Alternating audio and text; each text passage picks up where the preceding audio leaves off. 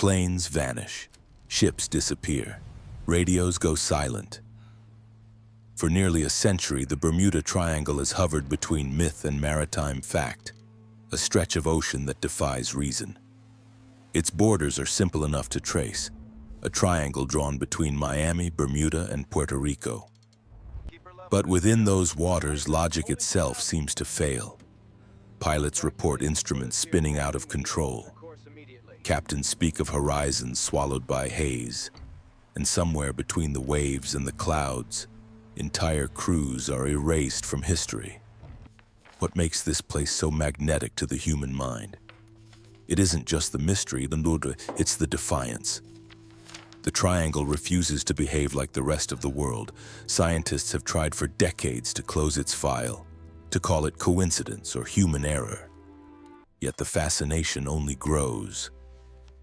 Every disappearance feels like a whispered reminder that the world is not as mapped as we pretend it is. There are skeptics, of course, and rightly so. They say the Bermuda Triangle is a trick of numbers, a statistical illusion made famous by sensational writers and credulous television specials. But even those who dismiss the legends often confess a strange unease when crossing those coordinates. Something in the air, they say. Something in the silence between transmissions. The truth is that humans crave boundaries, edges where certainty breaks. The Bermuda Triangle sits exactly on that edge, half in daylight, half in the unknown. It's not merely a place of lost ships. It's a mirror for everything civilization cannot explain. And perhaps that's why it endures. Because when a story refuses to die, it stops being myth. It becomes a wound, one that time and science have never quite managed to close. Draw 3 points on a map, Miami, Bermuda, Puerto Rico, and connect them. A simple shape, a child's geometry. Yet within this triangle, thousands of lives have vanished without trace. It is here that the Atlantic deepens into abyssal darkness, where warm and cold currents collide in invisible chaos. Sailors once called these waters the Devil's Sea. Modern pilots prefer not to call it anything at all. Each point on that triangle holds a chapter of dread. To the west, Miami, the jumping-off point for countless flights and ships that would never return. To the northeast, Bermuda, a tranquil island whose calm turquoise shallows hide more wreckage than any other stretch of sea its size. And to the south, Puerto Rico, where Coast Guards still monitor open frequencies for distress calls that will never come again. Between these corners lies a field of silence. Archival radio logs crackle with half-finished words. Compass gone, strange light, engines failing. They stop mid-sentence, swallowed by static. Search teams have scoured coordinates that should hold wreckage and find nothing. No oil slicks, no debris, no remains. The ocean resets itself like a hard drive wiped clean. Among the most haunting cases is Flight 19, 5 Navy bombers lost in 1945, their commander's final message eerily calm. We can't tell where we are, everything looks wrong. When rescue planes were sent, one of them disappeared too.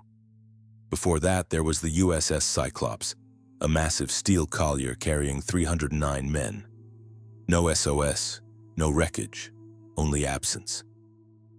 It remains the single largest loss of life in U.S. naval history not caused by enemy action. These aren't ghost stories whispered by fishermen. They are official entries in military archives, stamped and logged but unanswered. Decades later, the same pattern repeats. Technology advances, disappearances persist. Every satellite, sonar, and submersible has only deepened the mystery instead of dissolving it. So what truly connects these coordinates? Random chance across decades of navigation? A convergence of natural forces no scientist yet understands? Or could the pattern itself suggest intention? Something intelligent, observing, waiting beneath the surface? Coincidence? Or design? Long before flight paths traced lines across the Atlantic, the waters now called the Bermuda Triangle had already earned a darker reputation. To early sailors, this was not an empty stretch of ocean. It was an omen. The indigenous peoples of the Caribbean told stories of spirits that lived in the deep, forces that lured travelers astray and swallowed whole those who challenged their domain. They called it the Devil's Water, a place where the sea itself seemed alive, shifting beneath the hull like something breathing. Centuries later, the first European explorers began keeping records of strange encounters in these same waters. In 1492, as Christopher Columbus crossed the Atlantic on his way to the New World, his journal described great flames that fell from the heavens, and a light that danced upon the sea, vanishing and reappearing in the distance. His compass needles spun erratically, and crewmen whispered that the sky itself seemed to twist. These were not myths written after the fact. They were primary observations penned in fear by men who thought they might never see land again. Other explorers followed, and their accounts carried similar echoes. Mariners spoke of sudden storms that rose without warning, of stars that blinked out as though swallowed by unseen clouds, and of ships that appeared ghost-like through the fog before vanishing once more. Long before the term Bermuda Triangle was coined, its legend was already being written, piece by piece, log by log, superstition by superstition. By the 1600s, British and Spanish fleets regarded the region with suspicion. Charts began to mark its waters with warnings, not of reefs or shoals, but of something more abstract. Beware this sea. The triangle's myth was not born from modern imagination. It was inherited from centuries of dread. Every captain who crossed it carried the weight of those before him, each wondering if the ocean would let him pass or claim his name for the next sailor's tale. Even then, before maps had names and boundaries, the fear had a shape, the same 3 points waiting to be connected.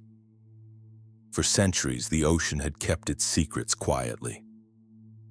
Then in 1964, one man gave the mystery a name, and the world couldn't look away. Writer Vincent Gaddis published an article in Argosy magazine titled "The Deadly Bermuda Triangle." In it, he gathered stories of vanished planes, missing ships, and inexplicable silences, weaving them into a single pattern that stretched across the Atlantic. What had once been a scattered collection of tragedies suddenly had an identity, a shape drawn not by compasses but by imagination. Gaddis's idea arrived at the perfect time. Post-war America was drunk on technology, speed, and flight. The world had grown smaller, mapped, and seemingly explained.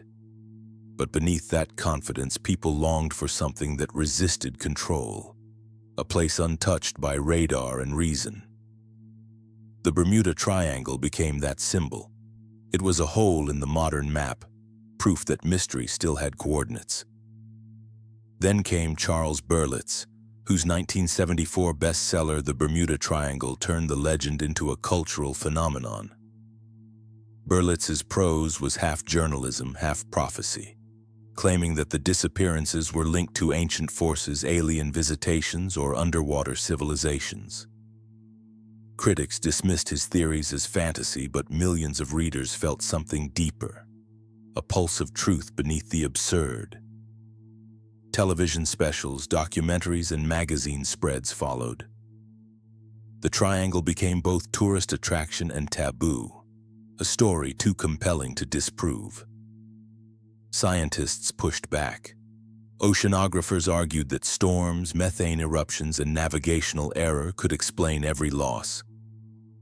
Statisticians pointed out that the triangle's disappearance rate wasn't exceptional, yet none of it mattered. The mystery had already escaped into collective consciousness, where logic has no jurisdiction. The 20th century did not invent the Bermuda Triangle, it branded it. And in doing so, it transformed scattered fear into global mythology. Each generation that tries to bury the story only deepens its roots. The triangle, after all, was never just about missing ships. It was about missing certainty, and the human need to believe that some corners of the Earth still refuse to be known. It began as a routine training mission. Clear skies, experienced pilots, and 5 identical TBM Avenger torpedo bombers leaving Fort Lauderdale on December 5, 1945. Their call sign was simple: Flight 19. They were to fly east, practice a few bombing runs over the open sea, then turn north and back west toward home. Nothing about the mission was unusual, but within 3 hours, every man aboard those planes had vanished. Radio transcripts from that afternoon read like the unraveling of sanity. At first, Lieutenant Charles Taylor, the flight leader, calmly reported a compass malfunction. "Both compasses are out," he said. "We're not sure of our position." Control assumed they drifted off course. It happened often. But soon something stranger emerged. The trainees disagreed on what they saw below. One insisted they were over the Florida Keys.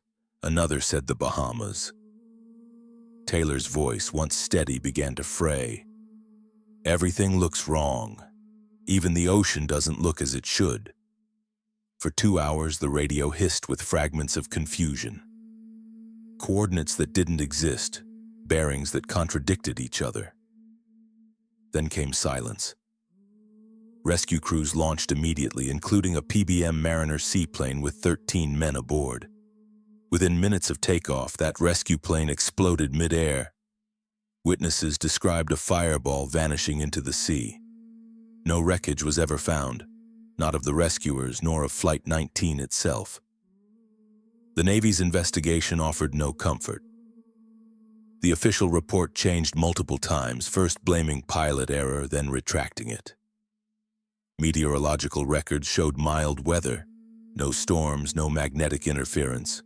Yet in the flight logs, compasses failed simultaneously across 5 separate aircraft, something aviation experts called impossible. One classified note, later declassified, mentioned possible magnetic deviation zone. It was quietly buried under paperwork. Decades later, divers have searched every possible crash site. The ocean floor yields wrecks of other planes, other eras, but never these Avengers. It is as if Flight 19 flew into a horizon that was no longer synchronized with ours. Some say they were lost to storms. Others whisper they were lost to time.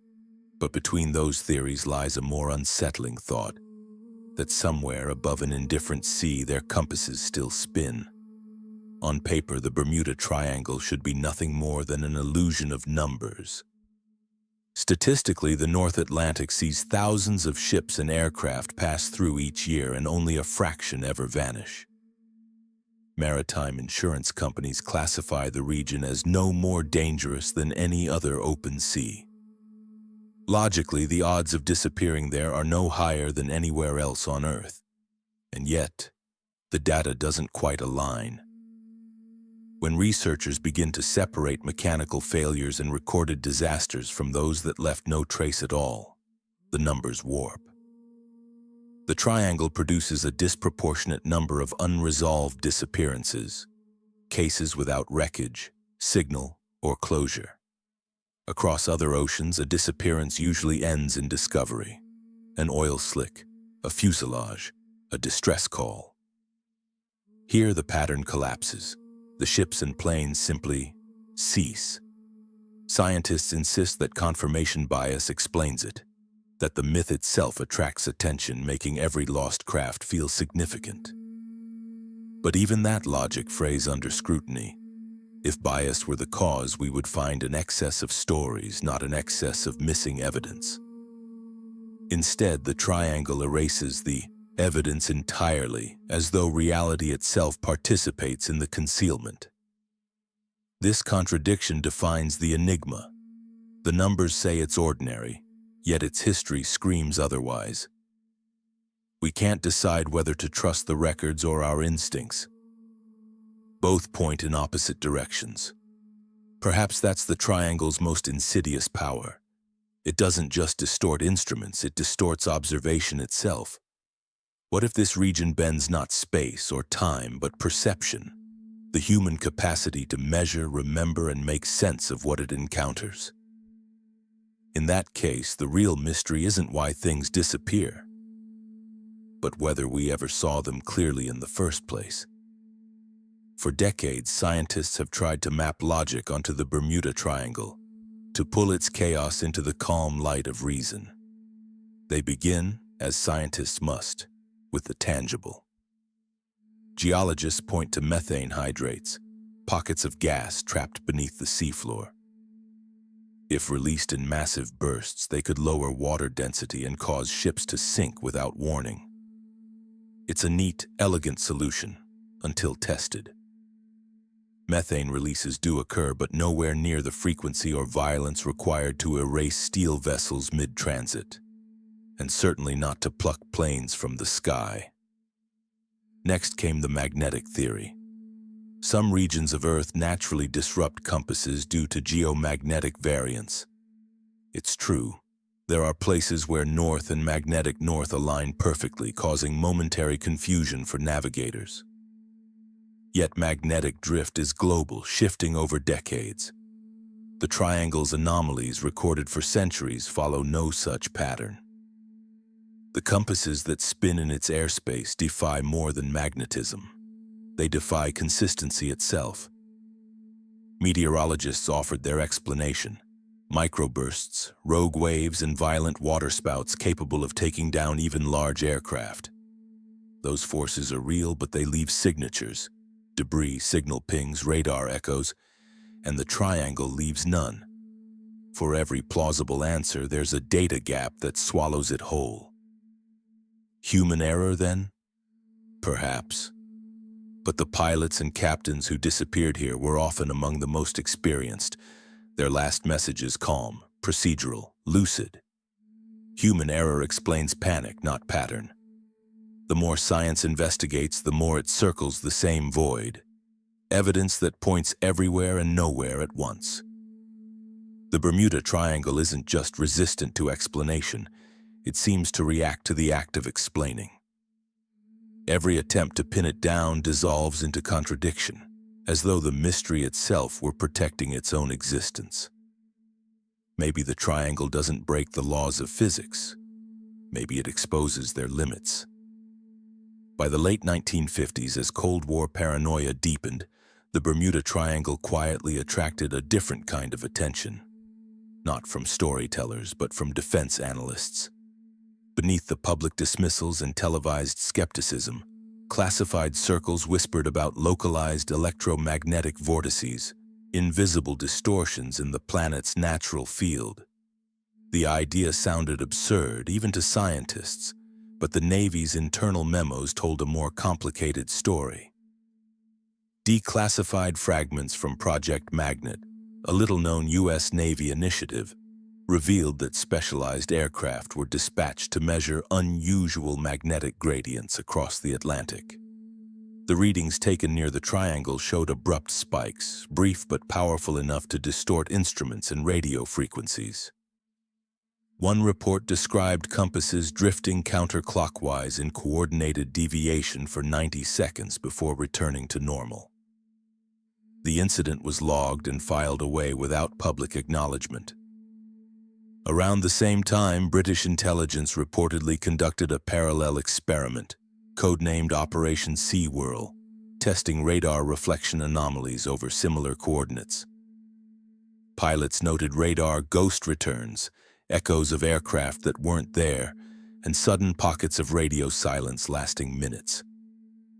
The official explanation blamed atmospheric ducting, but one internal memo from 1962 simply concluded, "Field instability confirmed."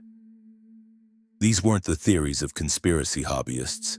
They were the cautious observations of military scientists bound by secrecy. The deeper they probed, the less sense the data made. The fields didn't behave like magnetism or electricity. They pulsed, shifted, almost breathed. Eventually, funding evaporated and the projects were buried beneath more pressing defense priorities. Publicly, the mystery was written off as legend. Privately, the files remained sealed for decades. Only through modern Freedom of Information requests have fragments surfaced, enough to suggest that governments once took the triangle's energy distortions very seriously. What if those distortions never vanished, only evolved? If so, the mystery waiting beneath those waters may not be myth at all, but a residual force science has yet to name. In 1979, a stack of technical documents quietly entered the archives of the National Oceanic and Atmospheric Administration. Data charts, magnetic readings, and temperature logs gathered during a routine oceanographic survey in the Western Atlantic. For decades, they gathered dust. Then, in the early 2000s, under declassification review, someone noticed something unsettling. The coordinates matched the Bermuda Triangle. The logs revealed a repeating pattern of anomalies within a 200-mile radius east of Florida. Magnetic flux readings spiked 10 times higher than baseline Earth field strength, not steadily, but in rhythmic pulses. The temperature data was just as strange, sudden drops of several degrees within minutes, then instantaneous rebounds. Instruments designed to record incremental change instead captured violent fluctuations, like the heartbeat of something alive. The scientists at the time dismissed the readings as equipment faults, but 3 different vessels reported identical disturbances on separate days. The data synchronized frame for frame. Dr. Harlan Kent, a NOAA field technician whose interview surfaced decades later, described the experience bluntly. The compasses spun, the temperature monitors went redline, and the sonar painted vertical walls of reflection. It was as if we were inside a bubble that bent the sea around us. More compelling was the alignment. Those anomalies occurred precisely where historical disappearance records clustered. The last known locations of Flight 19, the Marine Sulphur Queen, and the freighter Witchcraft. Overlaying the NOAA heat map with maritime loss data produced a chilling image. Not a random scatter, but a perfect ring. The official NOAA statement remains diplomatic. Localized geomagnetic variation remains under review. But the logs themselves tell another story, a rhythm too deliberate to be coincidence. It was the first government record to suggest the triangle might not be a mythic zone at all, but an environmental one, humming just beneath the threshold of perception. A decade after the NOAA anomalies, a joint Anglo-American research effort known as the Aquila Deep Survey set out to probe the same coordinates. Officially, it was an ocean floor mapping mission, part of a broader NATO initiative to test deep-sea sonar. Unofficially, several of the scientists involved later admitted that the goal was more specific: to investigate electromagnetic interference patterns first recorded in 1979. 2 submersibles, Aquila the Manorm and Aquila II, descended from the research vessel Endeavour on June 14, 1989. For the first 6 hours, transmissions were clear. Sonar returned normal readings, temperature steady. Then, just before midnight, Aquila Y reported light distortions and compass oscillation. The next transmission came garbled, an engineer muttering, "We're seeing double echoes." Moments later, contact was lost. Aquila II attempted approach and vanished from sonar 10 minutes afterward. The surface crew reported a sudden magnetic surge that overloaded their instruments. When the readings stabilized, both submersibles were gone. No debris was ever recovered. Within days, the mission was quietly terminated. The press release cited equipment malfunction due to pressure failure. But the crew's oral testimonies later leaked to a maritime investigator painted a different picture. One technician recalled his wristwatch spinning like a clock in reverse. Another described the sea glowing faintly like static over glass. 3 months later, all research associated with Aquila Deep Survey was classified under NATO maritime defense. The lead scientist, Dr. Lena Harwood, retired and refused interviews until her death. In her private notes discovered years later, one line stood out: "The ocean is not empty, it reacts." What began as a mapping exercise ended as a vanishing act. And like so many stories within the triangle, it left no wreckage, only a silence thick enough to be measured. In the last decade, new technology has returned humanity's gaze to the ocean floor, and what it's found beneath the Bermuda Triangle has shaken even the most disciplined scientists. High-resolution sonar and deep-sea LiDAR imaging, first gathered by a consortium of American and Japanese oceanographers, revealed something extraordinary 2,000 feet below the surface. A sprawling formation of geometric shapes, massive in scale and hauntingly deliberate. What appeared first as ridges resolved into symmetry, squared platforms intersecting corridors and patterns so precise that chance seemed unlikely.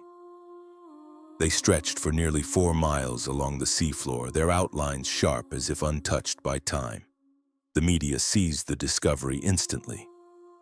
"Atlantis found," the headlines blared, though the lead researcher, Dr. Minako Sato, rejected the comparison. "Not Atlantis," she told reporters, "but something older, the architecture of intention." Peer-reviewed caution followed quickly. Geologists proposed natural explanations: basalt outcroppings fractured by seismic stress, illusions created by sediment erosion. Yet the angles, measured to within a degree of perfect right, resisted randomness. When LiDAR returned layered images, some showed recessed chambers with proportions eerily human.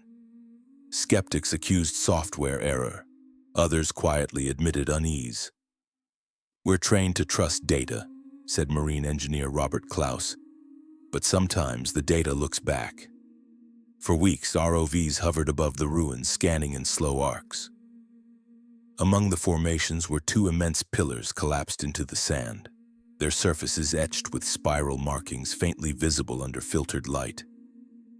Chemical dating proved impossible. The material wasn't pure stone, but a hybrid composite, fused in ways unknown to modern geology. Official reports filed the site under anomalous geomorphology. Unofficially, researchers whispered that the geometry resembled early pre-Diluvian temple designs. Older than Sumer, older than memory itself. The discovery did not solve the mystery of the triangle, it deepened it. If the ocean floor hides the ruins of a forgotten intelligence, then perhaps the disappearances above are not accidents at all, but echoes of something that once moved there and never stopped. Soon after the discovery, hydrophones stationed across the triangle began recording something new, a sound too measured to be random. At first, technicians logged it as background interference, a low, rhythmic pulse repeating every 21 seconds.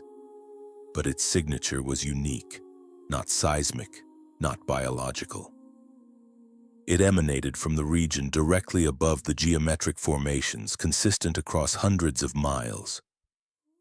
The pulse behaved like language, tonal, patterned, increasing in amplitude during geomagnetic shifts. When the recordings were slowed, faint harmonics appeared, almost melodic. Some scientists compared it to whale song, others dismissed it as equipment feedback. Yet one unsettling fact remained. The sound persisted even when instruments were powered down. During one expedition, a diver reported feeling pressure without weight, as if the water itself was vibrating around him. His depth gauge flickered between readings. A week later, 2 more teams captured identical waveforms, synchronized like a heartbeat buried within the earth. Could the ocean record memory? Could vibrations of ancient structures still echo through its depths, carrying information older than civilization? If sound is the language of matter, perhaps the sea remembers every word ever spoken to it, even those uttered by hands long gone. The data remains unresolved. Some call it resonance, others coincidence. But those who have heard the recordings describe a single shared sensation, that for a moment they weren't listening to the ocean. The ocean was listening back. When sonar first mapped the geometric formations on the Atlantic floor, scientists estimated their age as impossible, at least 12,000 years old, dating them to the very end of the last ice age. That was when meltwater from retreating glaciers drowned coastlines worldwide, erasing entire continents from human memory. To most historians, that timeline precedes civilization itself. But if the readings are true, it means something organized, perhaps even intelligent, existed before the first cities ever rose from dust. Archaeologists call it speculation.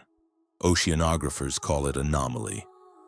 But among those who have studied the data, a quiet theory persists, that the structures beneath the Bermuda Triangle belong to a seafaring culture, one erased not by myth but by flood. Not Atlantis, that word carries too much mythic noise, but a society whose mastery of energy or magnetism was far ahead of its age. Their technology, once a marvel, may have unbalanced the natural forces around them. The Earth's field is delicate, a living current that wraps the planet in protection. Disturb it and you disturb everything bound to it: weather, navigation, even memory. Some theorists believe that interference still lingers, a ghost in the magnetic shell of the planet pulsing beneath the waves where that civilization once stood. If true, then the Bermuda Triangle may not be cursed by nature but haunted by history. The aftershock of an experiment that never ended. The idea invites awe and melancholy in equal measure.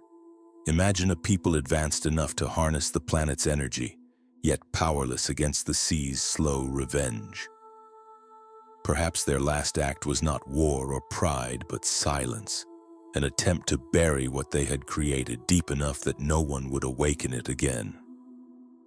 And yet somehow, we did. Among the fragments recovered from the triangle's depths, a few stand apart, stone slabs encrusted with coral, each carved with the same recurring motif. Concentric spirals linked by thin branching lines. At first, researchers dismissed them as natural formations or tool marks left by ROV manipulators. But when the patterns were cleaned and digitally reconstructed, their familiarity became undeniable. Identical spirals appear on petroglyphs across distant continents, from the Yucatan Peninsula to the cliffs of Morocco, from Malta's temples to the mounds of the Mississippi. Civilizations separated by oceans and millennia somehow recorded the same symbol, the same swirling motion, as if describing an event they all remembered but could not explain. To skeptics, it's coincidence. Humanity's universal fascination with the spiral as a symbol of creation, life, and the cosmos. Yet even skeptics admit the precision is uncanny. The proportions of these carvings, when scaled, align perfectly with magnetic field models drawn by modern science. It's as if those ancient hands were trying to depict the invisible, the flow of energy around the Earth itself. Could these carvings be remnants of that lost culture's warning? A visual record of what happens when power exceeds understanding? Or are they messages left for the future, carved in a language that only now, with our machines and mathematics, we're able to read? The question divides scholars and believers alike. One camp sees artistic coincidence, the other global memory. A trauma so vast that humanity scattered its echo into stone, ensuring it would never be forgotten. And so the spirals endure, silent across continents and centuries, whispering the same impossible suggestion: that the story of our world did not begin where we think it did, and that the ocean, patient as time itself, still keeps the first chapter locked beneath its waves. Not everyone who enters the Bermuda Triangle vanishes. Some make it out, but none return unchanged. Their testimonies form the most haunting record of all, because they describe not monsters or storms, but the collapse of perception itself. In 1963, pilot Bruce Gernon reported flying into a strange electronic fog off Bimini. His instruments spun, his altimeter froze, and time seemed to stretch like elastic. He claimed to emerge near Miami half an hour later, hundreds of miles farther than his fuel range allowed. His account was dismissed as atmospheric distortion, yet radar confirmed a blip appearing out of nowhere, exactly where his plane reappeared. Other survivors tell of light bending, of horizons folding inward, of moments erased. A Cuban fisherman in the 1970s swore the stars doubled and danced before he blacked out, waking hours later to find his boat 50 miles from where it should have been. Even military pilots trained for composure have filed logs of visual misalignment, skies that look inverted, instruments that report altitudes below sea level, voices heard over open channels repeating their own transmissions back to them. Neurologists argue that such experiences stem from hypoxia, vertigo, or magnetic influence on the brain's temporal lobe, the same region linked to déjà vu and near-death visions. Yet these explanations, while rational, fail to explain the collective consistency of the reports. Different years, different conditions, same sensations. There's something deeply human in that repetition, as if the triangle preys not on machines but on cognition itself. A place that unthreads orientation, identity, and time until even survival feels like fiction. Those who come back seldom describe fear. They describe confusion. One survivor said softly, "It wasn't that I thought I was dying. It was that I wasn't sure I had ever been alive." Perhaps the greatest illusion of the Bermuda Triangle is that it lies out there, a danger external to us. But what if it isn't a predator in the sea but a mirror floating upon it? What if it doesn't destroy ships and planes so much as it reflects the fragility of the human mind that sails above it? For centuries, humanity has projected its fears into the unknown, sea monsters onto waves, gods into storms, ghosts into the dark. The triangle may be no different, a canvas vast enough to hold every anxiety about control, direction, and meaning. The compasses that spin, the skies that shift, perhaps they only echo our own internal chaos. When humans lose orientation, we invent stories to fill the void, and the ocean, ancient and impartial, simply listens. Psychologists might call it pattern seeking, the survival instinct turned spiritual. We need our mysteries to remind us that order is never guaranteed. The Bermuda Triangle endures because it tells a story we need to hear. That progress and knowledge, for all their brilliance, cannot anchor us completely to truth. Maybe that's why those who experience the triangle describe not terror but awe. The boundaries of self dissolve. The universe feels intimate, too close. In that moment of disorientation, the line between science and spirit blurs. And perhaps that is the real threshold. When we look into the Bermuda Triangle, we may not be seeing an abyss that swallows men and metal. We may be staring at the shape of our own uncertainty reflected back in water older than memory. The mystery's power is not in what it hides, but in what it reveals about us. By the early 2000s, the Bermuda Triangle had faded from headlines, reduced to a relic of 20th century myth. But behind classified walls, the mystery had not been forgotten. It had been repurposed.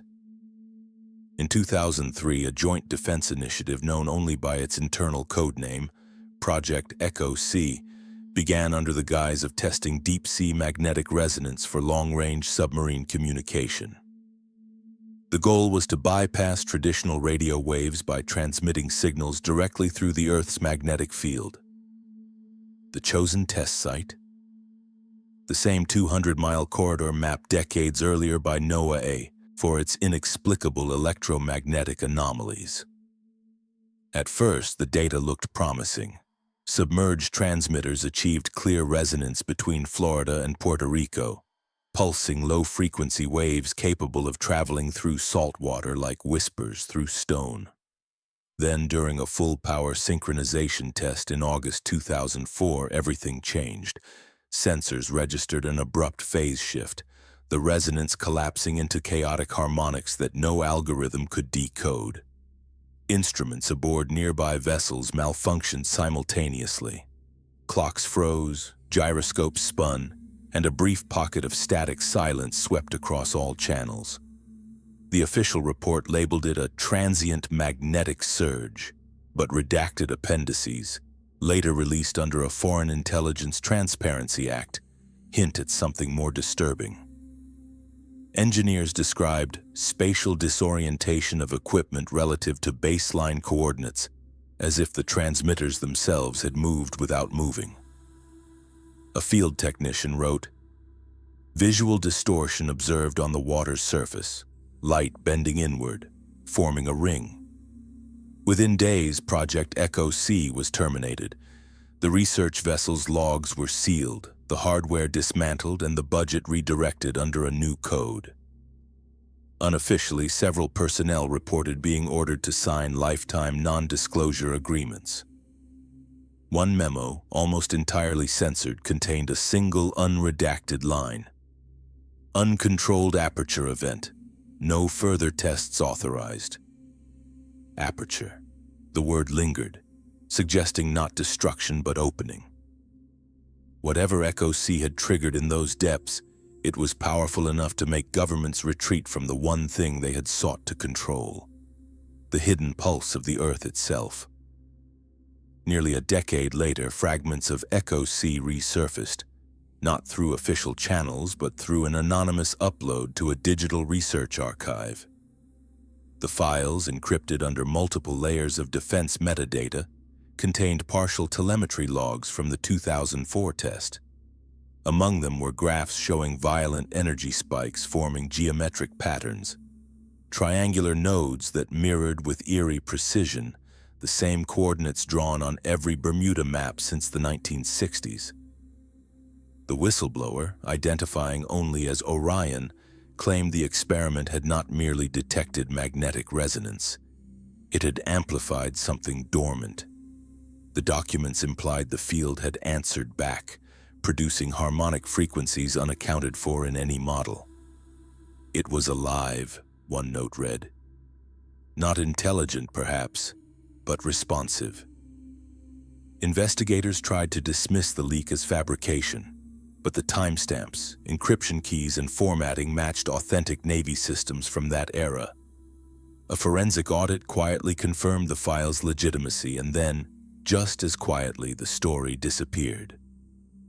Servers hosting the documents went offline.